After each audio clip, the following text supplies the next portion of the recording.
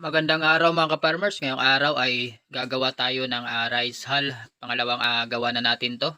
Nung nakaraan ay may nagawa tayo. At ito, sinundan ulit natin ang paggawa. So ayan, nagpa-apoy muna tayo. Tsaka natin nilagay sa paligid yung mga ipa ng palay. At yan, malakas yung apoy. Kailangan natin na tabunan para mamatay yung apoy at usok lang ang makikita natin. At ang dahilan yan na pagka may apoy ay masusunog at magiging abo at kukunti yung ating rice hull. So kailangan ay usok lang ang ating makikita. At ayan, so kinamitan natin ng pala at tiningnan kung mayroong apoy pa ba.